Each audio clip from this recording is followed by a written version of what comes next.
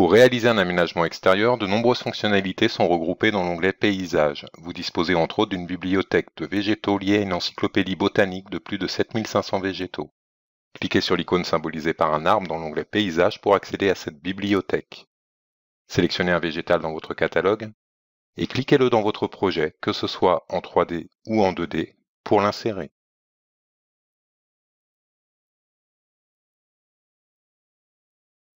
L'encyclopédie botanique liée à cette bibliothèque vous permet notamment d'ajouter des végétaux selon leur zone géographique dans le monde, mais aussi selon leur nature. Elle vous permet également de simuler des variations de croissance et saisonnières. Pour cela, rendez-vous sur le dernier icône des outils paysagers et au travers de la liste déroulante, sélectionnez Variations saisonnières pour simuler l'aspect de vos végétaux en fonction d'une date dans l'année. En changeant de date, vous visualiserez instantanément leur comportement saisonnier. Les aspects se trouveront modifiés, que vous soyez en hiver ou en été.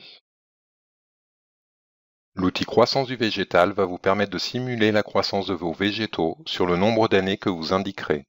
À noter, depuis les propriétés des végétaux, vous avez la possibilité d'indiquer de manière individuelle l'âge initial du végétal.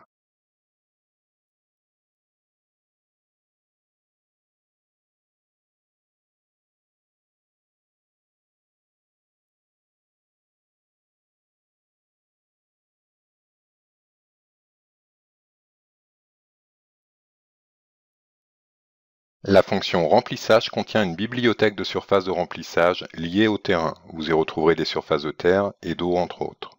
Une bibliothèque de clôture est également présente pour matérialiser des grillages, des clôtures bois ou béton par exemple.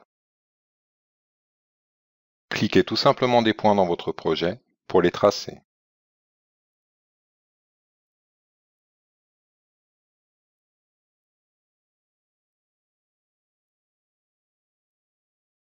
Un outil de terrasse vous permettra de tracer une terrasse bois composée selon les points que vous cliquerez pour définir son contour.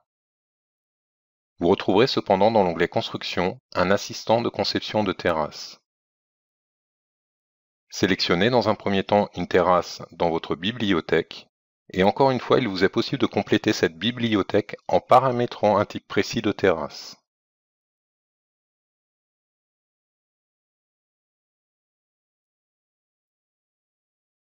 Dans un second temps, choisissez la forme générale souhaitée. Inscrivez des dimensions si vous les connaissez. Sinon, validez, choisissez sa position en plan au bout de la souris.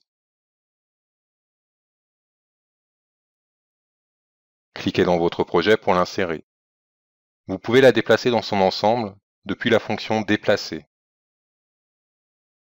Étirez ses bords en attrapant à la souris le carré bleu du côté concerné et relâchez sur un autre point de votre projet.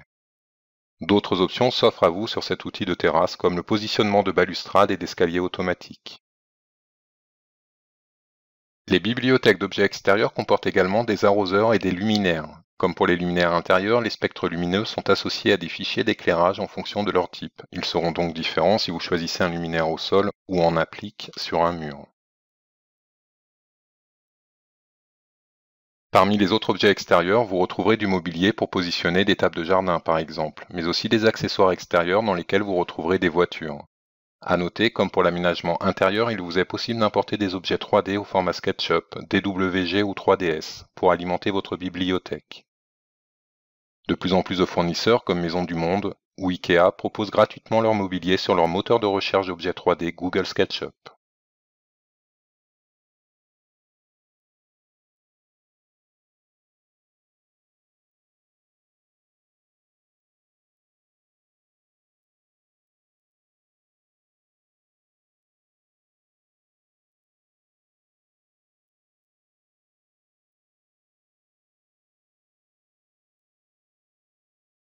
Afin d'augmenter l'aspect réaliste de votre projet, il vous est possible d'apporter une matière végétale sur la maquette du terrain actuellement grise, mais aussi de changer l'image d'arrière-plan par la photo du terrain réel.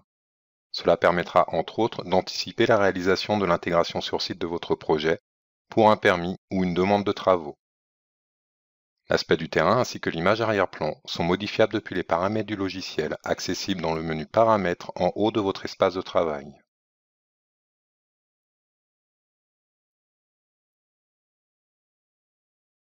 Les outils de navigation 3D, et notamment l'outil Tourner autour, symbolisé par un orbite 3D, vont vous permettre de repositionner votre projet par rapport à la photo prise du terrain.